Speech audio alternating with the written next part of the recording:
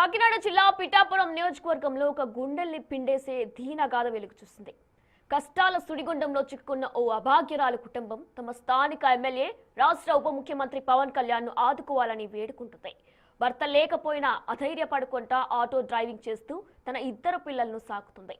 తమను deputy CM Pawan Kalyan మానవత్వంతో ఆదుకోవాలంటూ ఆ మహిళ కన్నీటితో వేడుకుంటుంది.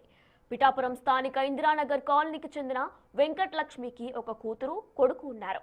భర్త లేకపోయినా ఎంతో ధైర్యంగా ఆటో నడుపుతూ తన ఇద్దరు పిల్లలను పోషిస్తుంది.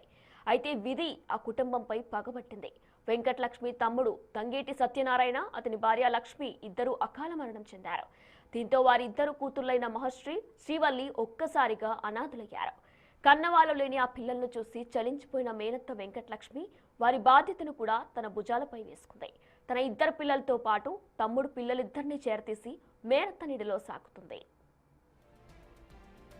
తమ్ముడి పెద్ద కుమార్తె మహశ్రీ ప్రస్తుతం రాజా కళాశాలలో ఇంటర్మీడియట్ సెకండ్ ఇయర్ చదువుతూ ఉండగా, చిన్న కుమార్తె శ్రీవల్లి మానసిక దివ్యాంగురాలు.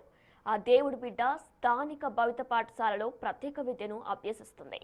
ప్రస్తుతం అద్దె ఇంట్లో నివసిస్తున్న వెంకటలక్ష్మికి ఆటో నడపగా వచ్చే అరాకొర సంపాదనతో నలుగురు పిల్లల చదువులు, ఇల్లు గడవడం అత్యంత భారంగా మారింది.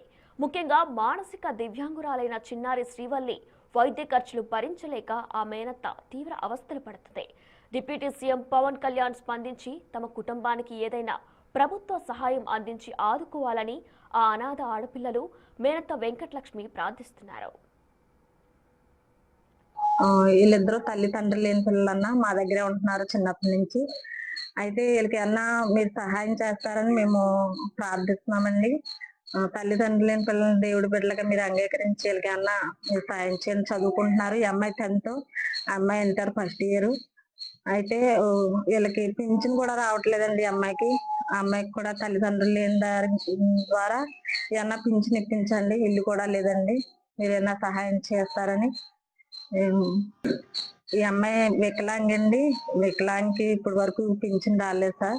పవన్ కళ్యాణ్ సార్ వీరిద్దరిని తల్లిదండ్రులు లేని బిడ్డలుగా మీరు గుర్తించి దేవుడి బిడ్డలుగా అంగీకరించి వీళ్ళకన్నా సహాయం చేస్తారని, ఏమన్నా ఇల్లు ఏమన్నా ఇప్పిస్తారని ప్రార్థిస్తున్నా. ఏం చేయాలో తోచని పరిస్థితి అండి.